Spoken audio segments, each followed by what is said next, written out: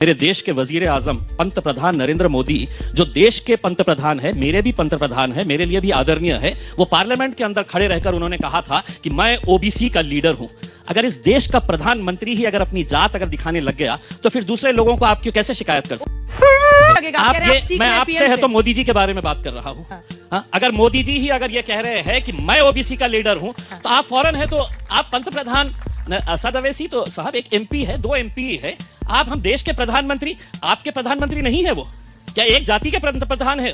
पहले तो 75-76 सालों के अंदर पहले तो हम दो, हमारे 2 था, आप 2 थे सांसद और 2 विधायक, अब तो 1 रह गए। एक काफी होता है, जंगल में शेर काफी होते हैं मेरे। वो कह रहे जंगल में शेर काफी होता है। भारतीय जनता पार्टी की तरफ से जवाब दीजिए। वो कह रहे जंगल में 1 शेर काफी होता है। देखिए यहाँ पर आकर अगर देवेंद्र फडणवीस कहते हैं सुनो ओवैसी, छत्रपति संभाजी नगर का नाम किसी का बाप भी पैदा हो तो नहीं कर सकता है औरंगाबाद।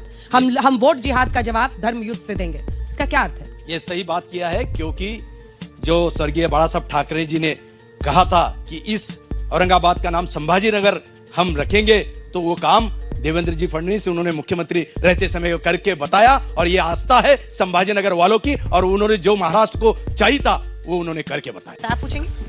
छोटे-छोटे हमें शहर का नाम चेंज करना ये नहीं चाहिए था, नहीं चाहिए था, क्योंकि हमें पानी चाहिए, हमें सिक्योरिटी चाहिए, महिलाओं की सिक्योरिटी चाहिए, हमें पानी चाहिए, हमें यहाँ के लड़कियों को, यहाँ के स्टूडेंट को अच्छा एजुकेशन चाहिए। ना खुदा ही मिला ना बिसाले सनम, जिनकी तरफ आप बोलते रहते हैं वही आपको धिक्कारते हैं। आप ही ने चिट्ठी लिखी थी ना नाना पटोले को, और चाहते थे आप उद्धव साहब को कि हमें भी शामिल करो महाविकास आघाड़ी। उद्धव साहब को मैंने कभी लेटर नहीं पटोले लिखा जी को, उद्धव साहब को नहीं लिखा था, कांग्रेस को और एनसीपी को लिखा था, और उनसे ये कहा था कि वोट चाहिए, हमारे लीडर नहीं बनाना चाहते हैं किसी को, कुर्सी पे खुद ही बैठेंगे और हम है शतरंजियां उठाना, कब तक उठाएंगे करके उसमें, लेकिन नहीं सुने उसमें। लेकिन मेरा ये कहना है कि अभी हमारे जो शिवसेना के जो नेता है, जो पतंग है ना सर, ये पतंग फंसता रहता है चारों तरफ। अरे आप 23 तारीख के दिन देखिएगा, आसमान के अंदर से पतंग ही पतंग नजर आने वाला है, बाकी तो सब जमीन में खेलने वाले।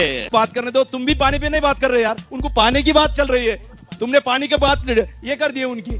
मैं एक बात बोलता हूं, इस छत्रपति संभाजी नगर में ये यहाँ की 1680 करोड़ की योजना संभाजी नगर में लाने वाले ये भारतीय महायुति की सरकार है, और उन्होंने लाए, जब कोर्ट ने बोला था तो सरकार ने ये उठाया है जिम्मे पे। माइक अंजना जी, ये शहर को पानी कब के मिल गया होता? ये पानी का ठेका एक प्राइवेट कंपनी को ये दोनों मिलकर देना चाह रहे थे, जिसका नाम था समांतर। ये समांतर किसकी कंपनी है, इनसे पूछे?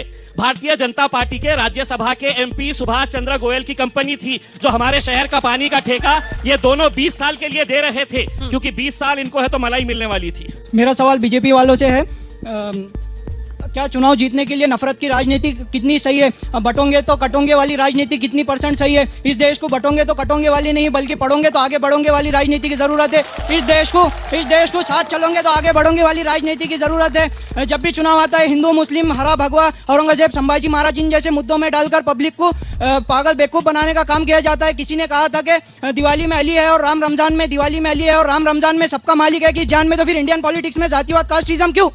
जवाब दीजिए। ये सही बात बताता हूं, भारतीय जनता पार्टी राष्ट्रीयत्व की राजनीति करती है, संस्कृति की राजनीति करती है। जहां जहां इस देश में घुसपैठ, रोहिंग्या रहो या बांग्लादेशी रहो, इनको निकालने का अभियान जरूर तरह से ये भारतीय जनता पार्टी की सरकार कर रही है। और निश्चित स्वरूप से एक है तो सेफ है, बटेंगे तो कटेंगे, ये बातें राष्ट्रीयत्व के लिए कही गई, जो राष्ट्रीयत्व को छेद देने की बात करेगा, और ये सब हम राष्ट्रीयत्व के लिए बात की गई है।